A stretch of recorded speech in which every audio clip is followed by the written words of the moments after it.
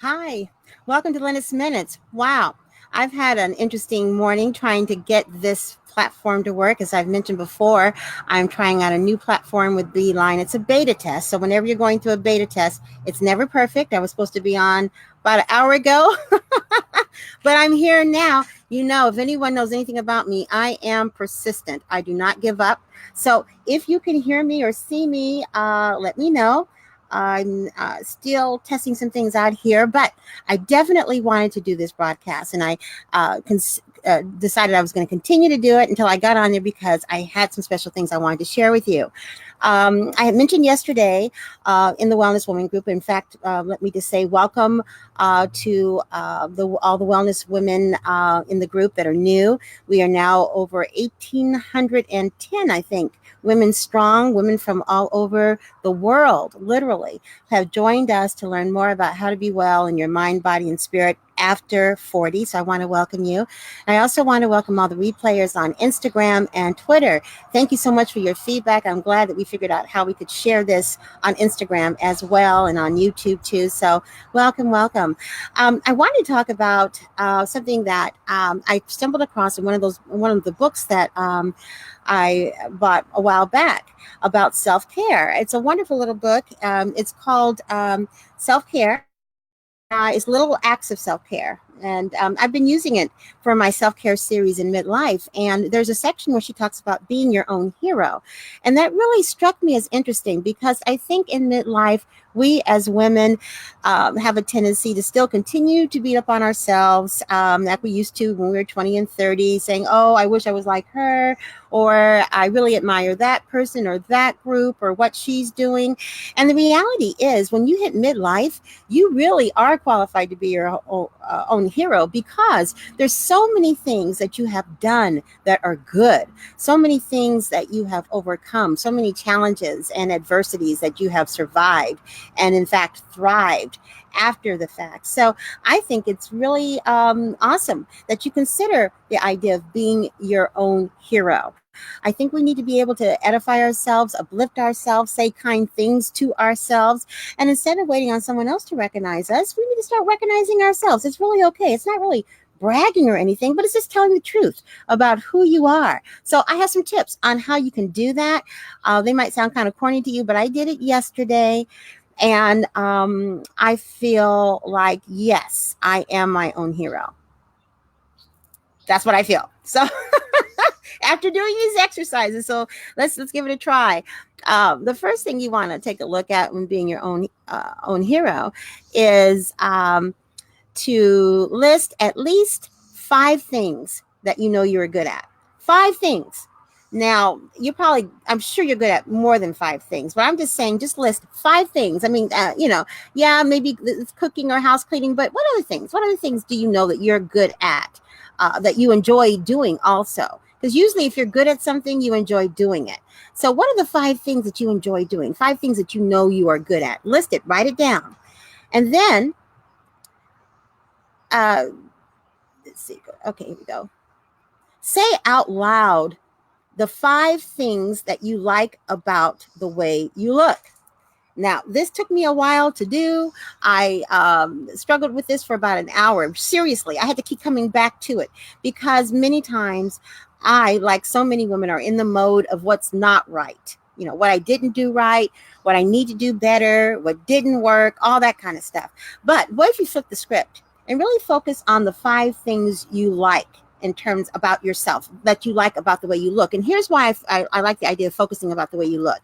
In midlife, we have a tendency to start thinking about all the things that we don't like. I mean, I am just as guilty as anyone else. Like, for instance, I used to have very muscular arms. I still do have muscular arms, but now I got this other crap going on here. I don't know what that is. It's a thickening or something that happens, thickening agent, cortisol, that happens as we age. Let's be real, it happens.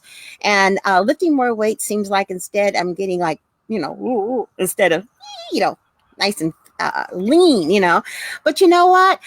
So what? Maybe it's not my arms that much that I like anymore. But, maybe I like my lips or my eyes or my hair. I do like my hair. So, talking about and focusing on what's working is so much better than focusing on the things that you don't like. So say it out loud, the 5 things you like. in terms of the way that you look. Okay. The next thing is to list 5 things, and I know it's more than 5 things, but list 5 things that you have achieved in your life. And I know you have achieved many, many things. I want you to focus on listing those 5 things that don't necessarily involve like the family thing. I mean, I've achieved raising 4 daughters. I'm very proud of that because it could have gone any kind of way, but they're all doing well. They're all in their 30s. I've achieved that. But I really wanted to try to focus on the 5 things that I've achieved, in general in my life that weren't just family things, but other things. Maybe it's been your career, finishing your college degree. Maybe it was a promotion that you got. Maybe you achieved buying your first home or building a home, or perhaps you achieved finally taking that vacation. What are 5 things in your life that you've achieved that you feel really good about? Write them down. Okay. Then write down the names of at least 5 people who care about you and depend on you. Now, of course, for me, I automatically wrote down my children. That's 4 people right there. Then I thought, okay, that's a given. But what about outside my 4 kids? Who else are the 5 that care about me and depend on me? And you'll be surprised how many names will come to mind. But go ahead and write that down. And then after you've done that, write down and think of the 5 compliments that you have received. Okay, 5 compliments that you have received. Okay, it's not showing yet. Come on, show it. Okay, 5 compliments that you've received. Okay, whether it be from friends or from cohorts that you work with or whatever. 5 compliments that you've received from people. Now, these things that I talk to you about, they may be like seem kind of sophomoric, but they all add up to reasons why you should be loving yourself. I mean, I think it's good that we learn to celebrate ourselves and learn to really begin to focus on what's good in our lives instead of always focusing about what's not working. So to be your own hero, just remember these things when next time around, and write them down in your journal. If you're not journaling, you should be journaling, especially during midlife, because you have a lot of stuff you need to talk about with yourself and maybe perhaps things that you might want people to talk about after you're gone. So, but think about the 5 things you're good at. Say out loud the 5 things that you like in terms about the way you look. 5 things, list 5 things that you have achieved in your life that you are proud of. 5 things that you've achieved in your life. It's not showing it right now, but hopefully it will. There it goes. Okay.